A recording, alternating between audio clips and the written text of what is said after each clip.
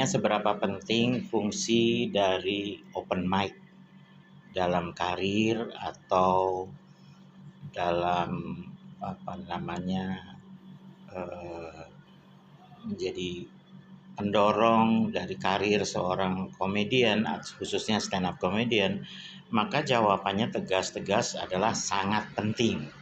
Bahkan kata-kata yang sangat terkenal bahwa stand up comedy di seluruh dunia dikembangkan lewat open mic itu adalah memang sudah terbukti. Boleh dikatakan sekarang ini sangat jarang ada stand up comedian profesional yang bisa mengembangkan komedinya, mengembangkan dirinya, mengembangkan personanya, bahkan mengembangkan karirnya dan connectionnya atau itu tanpa open mic, tanpa pernah mengunjungi open mic atau secara rutin berlatih, belajar dan mencoba materinya yang baru dia tulis itu di open mic. Makanya open mic itu boleh dikatakan sangat penting. Nah, kita nggak usah mempermasalahkan bahwa open mic kemudian didaftarkan oleh Ramon Papana sebagai merek itu. Semuanya ada tujuannya dan tujuannya baik.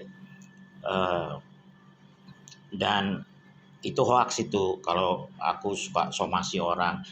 Selama ini hanya satu kali somasi itu dilayangkan oleh lawyer-lawyerku, dan itu boleh dikatakan sebagai percobaan untuk menegakkan sekaligus mendidik juga bahwa komedian di Indonesia itu harus sadar pada milik orang lain, hak hukum orang lain dan sebagainya.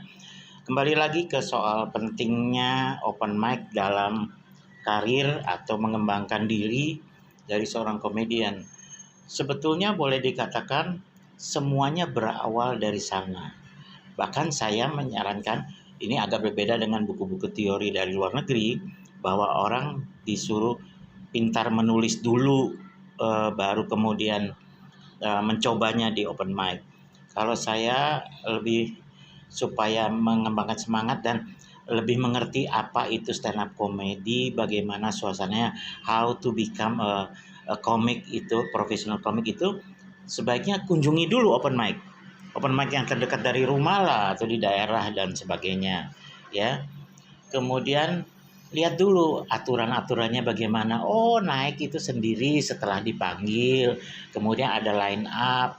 Line up itu yang menyusun urutan tampil, kemudian tampilnya itu 3 menit, 5 menit, atau 10 menit gitu kan, tergantung yang punya tempat. Dan biasanya MC-nya itu adalah orang yang koordinatornya juga. Nah, sebaiknya MC yang ngelucu ya, biarkan mereka berkembang.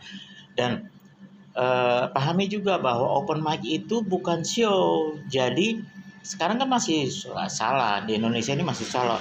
Wah, lihat video-video open mic saya, para pemula itu, nggak lucu. Saya bilang yang nggak lucu itu adalah kebodohanmu. Kamu nggak tahu bahwa di open mic itu orang tidak perlu melucu.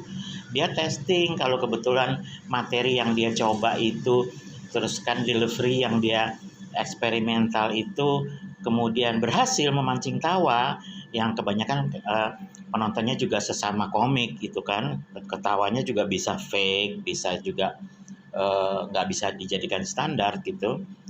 Itu ya kebetulan yang bagus, berarti dia berhasil gitu kan. Tapi sama sekali nggak perlu. Saya perlu cerita bahwa sekelas Chris Rock sendiri di Amerika sana pernah menyamar dia pakai wig, dia terus dia tampil, dia sembunyikan identitasnya karena dia mau coba materinya dia yang baru dia tulis itu di open mic, tanpa orang sugestif bahwa ini kan Chris Rock, udah pasti ketawa gitu kan. Banyak yang begitu kan. Justru itu terjadi.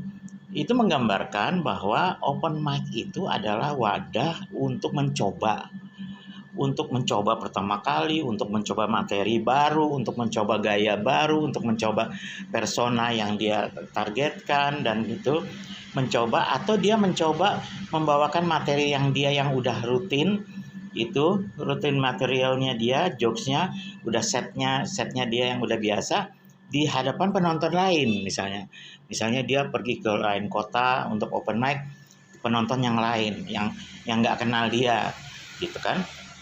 Eh, Bisa itu. Jadi untuk mencoba, untuk belajar juga. Ingat bahwa kita belajar bukan hanya dari yang pintar, tapi dari kesalahan orang lain.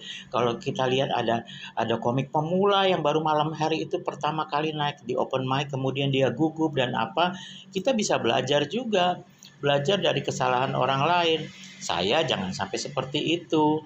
Gitu. Sebaliknya kalau ada yang baru pertama kali tapi udah bisa memancing tawa eh, penonton semua begitu kuatnya, seperti pengalaman saya di Comedy Cafe Indonesia dulu tahun berapa itu, ada tamu yang saya undang ke atas panggung untuk mencoba stand up comedy. Ayo dong coba untuk apalagi teman-temannya yang hadir malam itu juga dorong-dorong dia. Kemudian dia tampil cuma berapa menit dan itu meledak atau tawanya itu.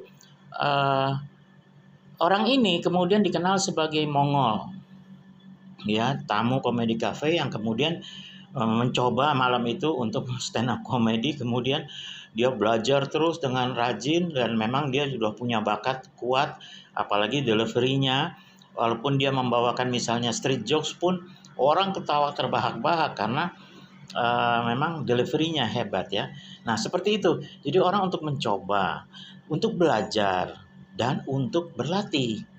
Bagi yang sudah kawakan profesional pun open mic menjadi sangat penting karena dia bisa berlatih di depan penonton langsung, live audience gitu kan. Eh, Makanya open mic itu menjadi sangat penting. Nah, saya sebetulnya sangat tidak bermaksud untuk menguasai open mic gitu kan.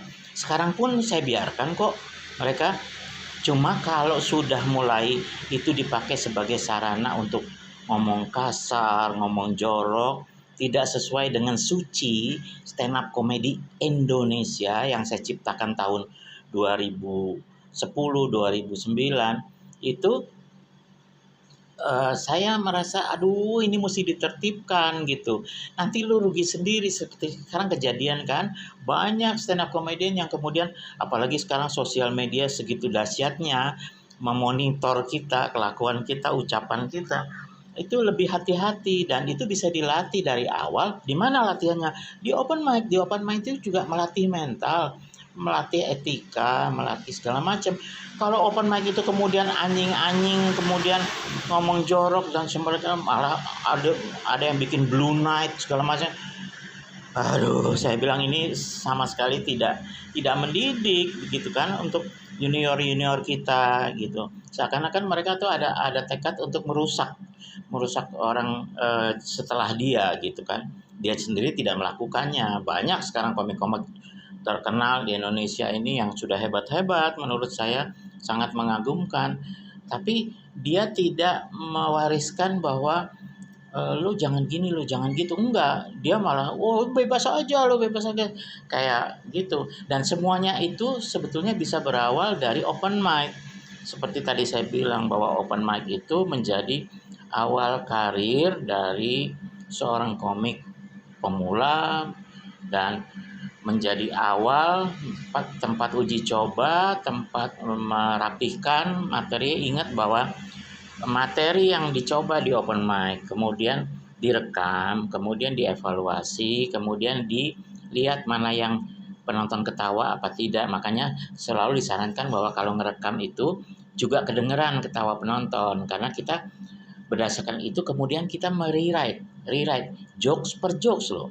Jokes per jokes ya. Setiap jokes itu kita rewrite, ditulis ulang ya. Dan itu semua dilakukan berdasarkan hasil dari open mic. Nah, sekarang pun orang sebetulnya sudah sadar bahwa open mic itu penting. Makanya pada repot kan, wah gimana sih Om Ramon kok nggak boleh open mic? Boleh. Tapi dijaga supaya open mic itu menjadi tempat belajar, tempat mencoba, tempat belajar dan berlatih yang baik gitu kan, yang baik. Itu aja harapan saya gitu kan.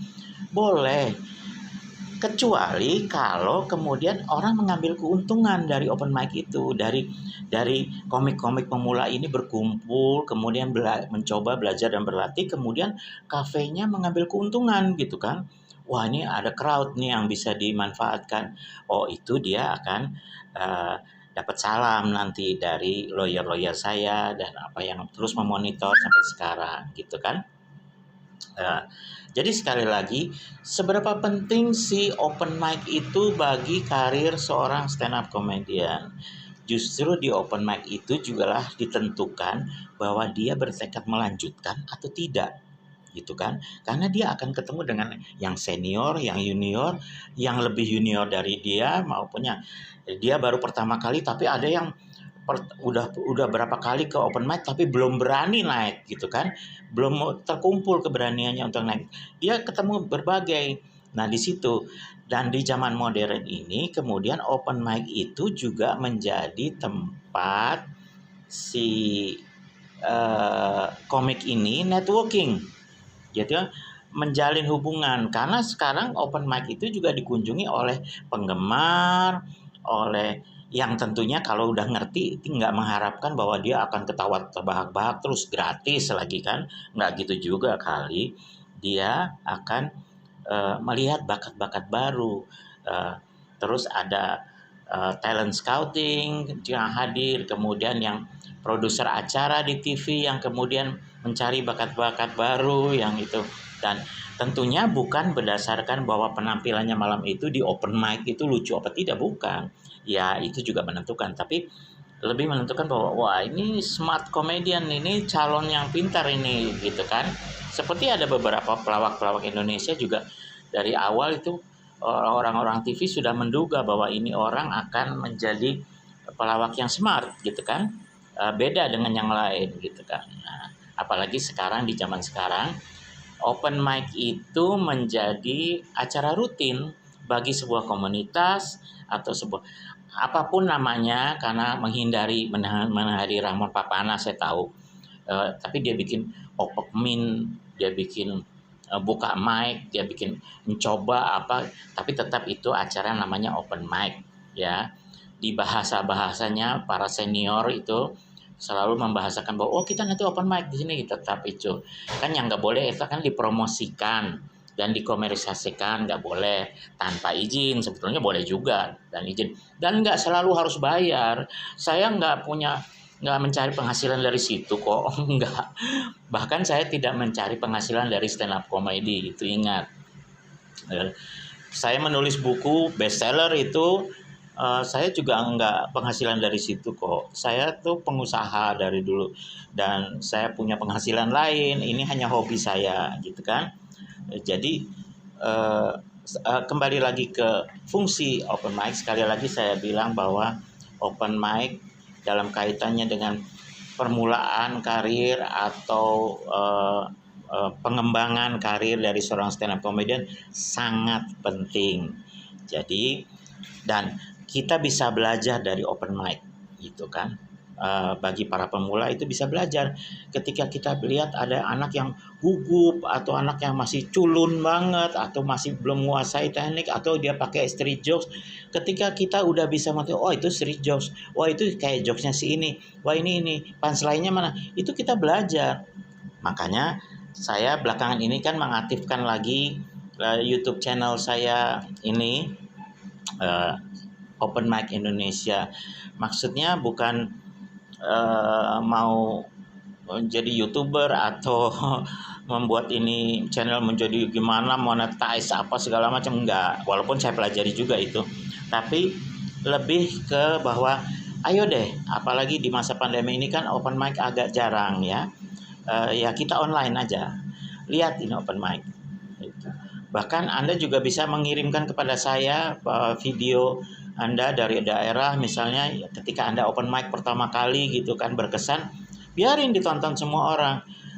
Biarin bahwa orang bilang, wah lu nggak lucu. Iya, belum, karena saya baru pertama kali. Tapi lihat dong, saya sudah berani naik, saya udah mulai pakai teknik dan sebagainya. Jadi gitu. Jadikan ini sebagai showroom dan juga menjadi napak tilas nantinya ketika Anda sudah terkenal dan sudah profesional. Wah, ini saya dulu, dan itu sangat lumrah. Nggak ada satupun komik di dunia ini, bahkan yang ngetop-ngetop di Amerika itu yang ujuk-ujuk langsung muncul, wah langsung lucu dan hebat. Nggak, mereka beberapa proses, dan salah satu proses yang paling penting adalah open mic. Oke, saya pikir cukup sekian. Kita ketemu lagi nanti di sini, kita bahas tentang open mic, bagaimana aturan-aturannya, bagaimana sebetulnya open mic itu dijalankan sehingga benar-benar berfungsi sebagai tempat mencoba, belajar, dan berlatih. Saya Ramon Papana, kita jumpa lagi.